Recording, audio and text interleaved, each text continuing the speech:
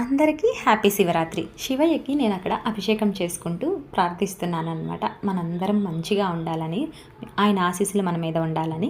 So శివయ్యకి అయితే అభిషేకం అలా చేసుకున్న తర్వాత ఆంటీ వాళ్ళ ఇంట్లో ఎంట్రన్స్ ఇలా ఉంటుంది. ఎక్కడ చూసినా శివయ్య కనిపిస్తారు. ఆవిడ ప్రతి సంవత్సరం కూడా మట్టితోటి ఇలా శివయ్యని రెడీ చేస్తూ ఉంటారండి.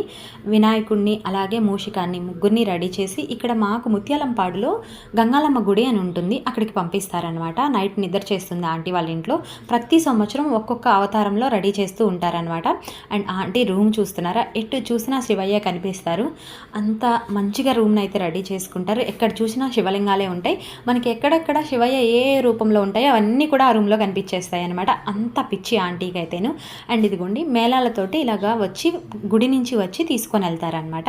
సో ఆ కార్యక్రమం అయితే జరుగుతుంది. ఆంటీ ఇంకొక స్పెషాలిటీ ఏంటి అంటే పూజని ఎంత సింపుల్గా చేసుకోవాలి అండ్ మనం చేసే పూజలో ఎంత ప్రశాంతతని మనం చూసుకోవాలి అనే దాని గురించి ఈజీగా చెప్తారండి.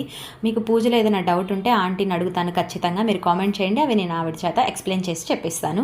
సో మీరు కూడా ప్రశాంతంగా పూజ చేసుకోవాలని కోరుకుంటున్నాను.